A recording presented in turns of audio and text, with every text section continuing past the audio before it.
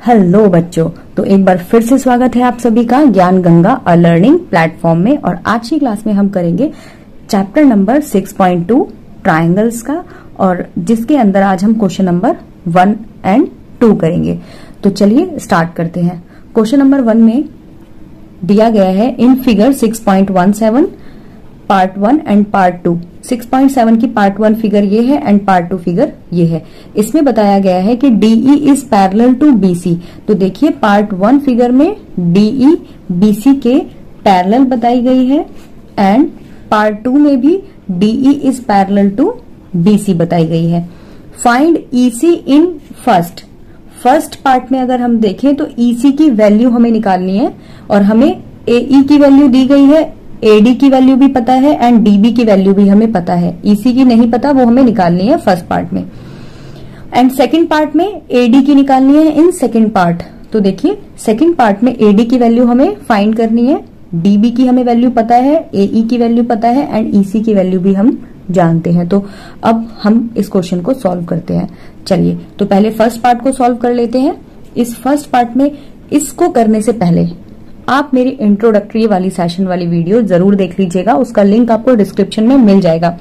क्योंकि इस क्वेश्चन को करने से पहले आपको 6.1 थ्योरम यानी कि बीपीटी थ्योरम या अगर हम कहें तो थेल्स थ्योरम पता होनी जरूरी है। तो चलिए वो अगर आपको देखना है तो आप मेरा इंट्रोडक्टरी सेशन देख लीजिएगा। तो चलिए अब हम इसका पार्ट 1 शुरू करते हैं। फर्स्ट पार्ट में क्योंकि इन्होंने हमें क्वेश्चन में दिया है कि DE is parallel to BC।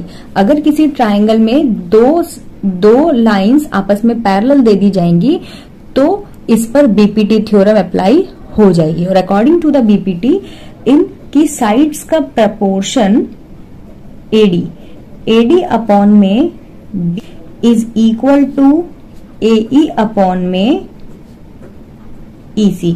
अगर किसी ट्रायंगल की किसी एक साइड से एक लाइन खींची जाए जो कि ट्रायंगल के किसी दूसरी साइड के पैरेलल हो, तो ऐसे केस में हमारी बीपीटी थ्योरम अप्लाई होती है। और वो थ्योरम ये कहती है कि इस लाइन ने दो साइड को इंटरसेक्ट किया है और जिस पॉइंट पर इंटरसेक्ट किया है उस पॉइंट पर अगर हम उन दोनों साइड का प्रपोर्शन करें तो हमेशा इक्वल आएगा। जैसे कि AD और BD का प्रपोर्शन AE और EC के प्रपोर्शन के इक्वल आएगा। ये हमें बीपीटी थ्योरम बताती है। तो चलिए E अपॉन EC आप लिख देना यहाँ पर बाय बीपीटी थ्योरम। तो बाय बीपीटी थ्योरम ये इक्वल हो गए। बीपीटी थ्योरम यहाँ क्यों अप्लाई हुई? क्योंकि गिवन में हमारे पास है कि DE पैरेलल है BC के, तो इसीलिए बीपीटी थ्योरम अप्लाई हो गई। तो देखिए अब जिनकी वैल्यू हमें पता है हम पुट कर देते हैं। AD की वैल्यू है 1.5 एंड BC की value 3 centimetre is equal to AC की वैल्यू 1 एंड EC की वैल्यू हमें नहीं पता। तो देखिए क्रॉस मल्टीप्लाई कर देते हैं। 1.5 EC is equal to 3, EC is equal to 3 upon में 1.5। पॉइंट हटेगा, ऊपर एक 0 बढ़ जाएगी और 15 से इसको डिवाइड करेंगे। 15 2 जा 30। EC की वैल्यू आ चुकी है 2। तो देखिए इस तरीके से EC की वैल्यू आ गई है 2। हमने क्वेश्चन कैसे सॉल्व किया? ये AD upon and AE upon में EC आपस में इक्वल होंगे बाय बीपीटी थ्योरम।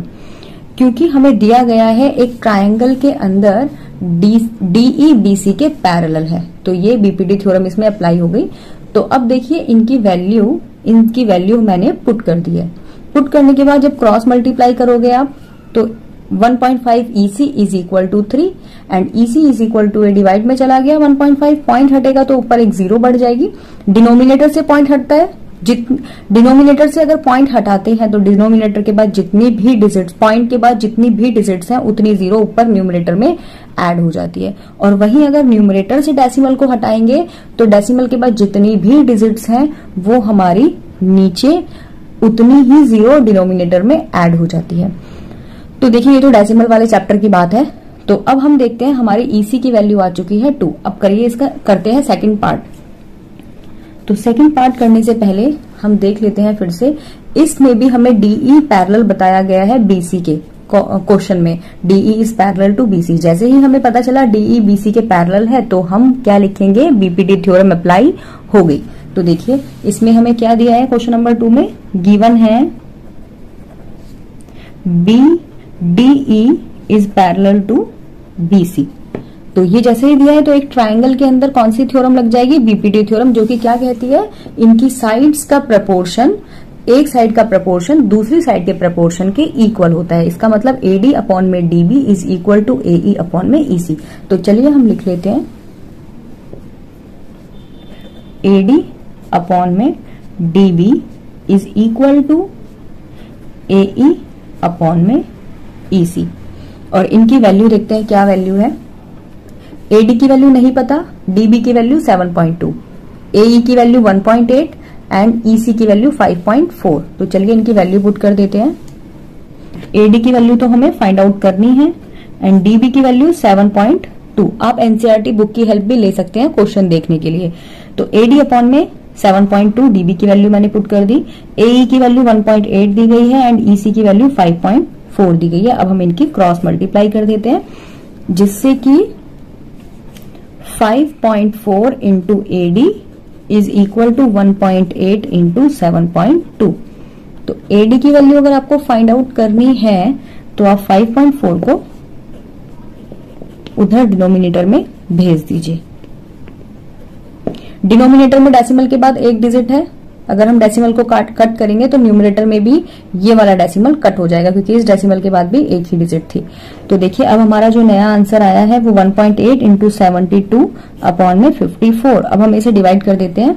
9 6 जा 54, 9 8 जा 72, 2 से डिवाइड कर देंगे, 2 3 जा 6 एंड 2 4 जा 8, 3 से इसको कट करेंगे, 3 6 जा 18। अब इनकी मल्टीप्लाई करेंगे, 6 4 जा 24, 24 डेसिमल आ जाएगा यहां पर। तो हमारा AD की वैल्यू निकल चुकी है 2.4। तो ये क्वेश्चन सॉल्व हो गया। अब हम बढ़ते हैं क्वेश्चन नंबर 2 की ओर। क्वेश्चन नंबर 2 में बोला गया है E and F are the points on the side PQ and PR respectively of a triangle PQR। तो चलिए इसका डायग्राम हम ड्रॉ कर लेते हैं। एक ट्राइंगल PQR ड्रॉ करते हैं। PQR एक ट्राइंगल ड्रॉ कर लिया। अब उन्होंने बोला था E and F are the points on the side PQ and PR respectively. E point PQ पर है, PQ पर एक पॉइंट ले लीजिए E एंड F पॉइंट ले लीजिए आप PR पर, जो कि हमें दिया हुआ है। ठीक है, उसके बाद for each of the following case state whether EF is parallel to QR। यहां पर हमें बताना है कि EF QR के पैरेलल है या नहीं। तो चलिए इसको सॉल्व करते हैं। EF QR के पैरेलल है या नहीं। देखिए ये जो थ्योरम है ये 6.2 थ्योरम है, जो कि कन्वर्स ऑफ BPT थ्योरम है, क्योंकि BPT थ्योरम में हमें पैरेलल लाइन दी जाती है और हमें प्रोपोर्शनल फिर उसका हम लिख देते हैं। यहां पर हमें प्रूफ करना है कि ये पैरेलल है और हमें साइड्स दी गई है। देखिए PE दिया गया है 3.9 फर्स्ट पार्ट में, इस क्वेश्चन के फर्स्ट पार्ट में PE की वैल्यू दी गई है 3.9, यहां पे लिख ली मैंने। EQ की वैल्यू दी है 3, EQ 3 सेंटीमीटर। PF की वैल्यू दी है 3.6 सेंटीमीटर। PF तो देखिए ये PF है 3.6 सेंटीमीटर एंड FR की वैल्यू दी गई है 2.4 सेंटीमीटर। FR की वैल्यू है 2.4 सेंटीमीटर।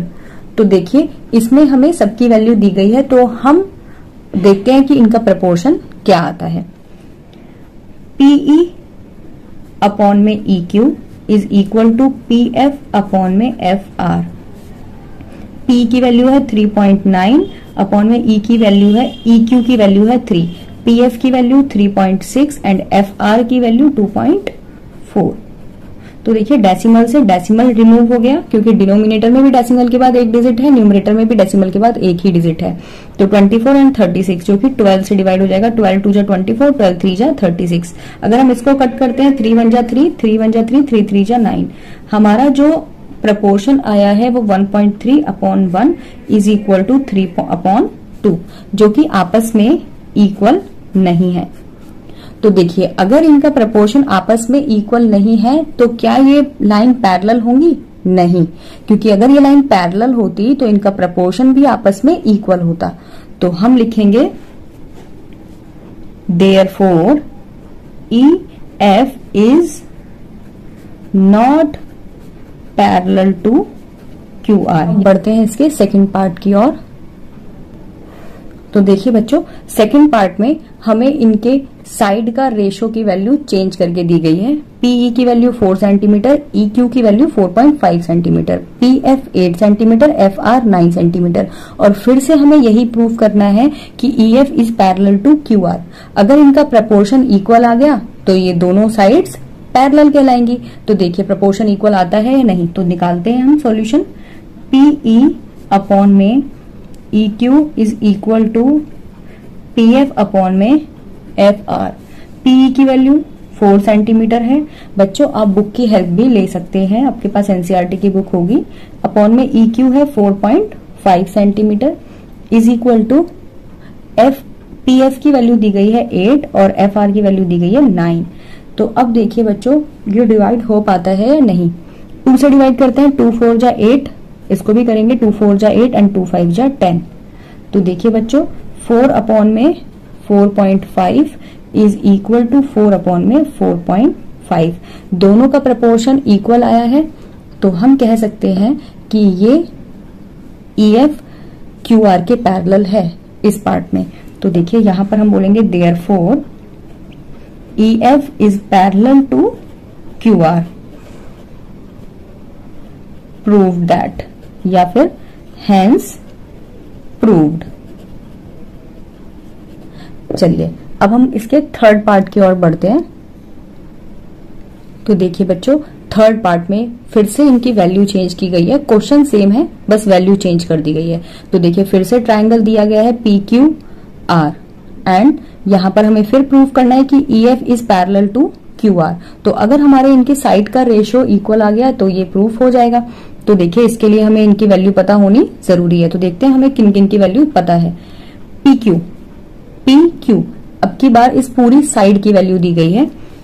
PQ की वैल्यू दी गई है आपको 1.28 सेंटीमीटर। PR इस पूरी साइड की वैल्यू दी गई है। PR की वैल्यू 2.56 सेंटीमीटर। आगे देखते हैं PE। अब इसके पार्ट की वैल्यू दे दी गई है 0.18 एंड PF की वैल्यू दी गई है 0.36। तो बच्चों प्रपोर्शन निकालने के लिए हम QE एंड FR की वैल्यू फाइंड आउट कर लेते हैं। चलिए तो EQ की वैल्यू कैसे फाइंड आउट करेंगे। PQ में से आप PE को माइनस कर दीजिए। PQ माइनस PE 1.28 माइनस 0.18 जिसकी वैल्यू आ जाएगी 1.10। EQ की वैल्यू फाइंड आउट कर ली। अब यहां पर हमें FR की वैल्यू फाइंड आउट करनी है। तो FR is equal to PR minus PF।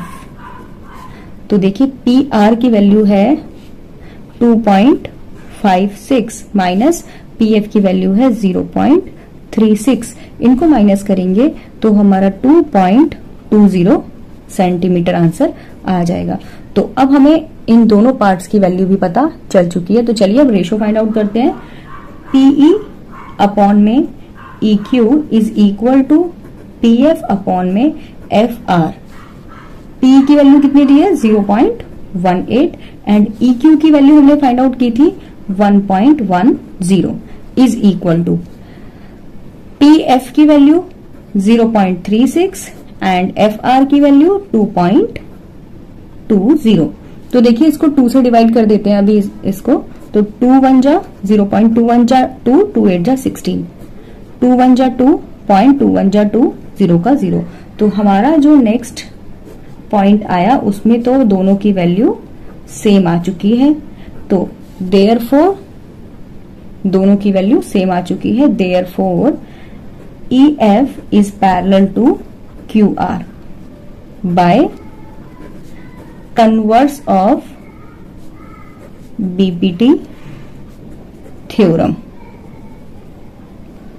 आपको पैरेलल दिया जाएगा तो ये इक्वल रख सकते हैं बाय BPT थ्योरम। और अगर ये प्रूफ ये आपने इक्वल कर लिया और फिर आप इक्वल करने के बाद पैरेलल बताते हैं तो इसे कन्वर्स ऑफ BPT थ्योरम कहते हैं। तो देखिए उल्टा है दोनों। अगर आपको ये दिया जाएगा तो आप इससे ये फाइंड आउट कर सकते हैं बाय बीपीटी थ्योरम, और अगर आपको ये दिया गया और फिर आपने ये बताया तो इसे bye converse of BPT theorem कहते हैं। थोड़ा सा ही डिफरेंस है दोनों में। तो चलिए बच्चों, मिलते हैं नेक्स्ट क्लास में, जिसमें हम question number 3 and question number 4 solve करेंगे। और अगर आपको ये वीडियो अच्छी लगी हो, पसंद आई हो, तो प्लीज इसे like, subscribe, share and comment जरूर कीजिएगा। और हाँ, बेल आइकन दबाना बिल्कुल भी मत भूलिएगा। तो चलिए मिलते हैं नेक्स्ट क्लास में। Thank you, thanks for watching.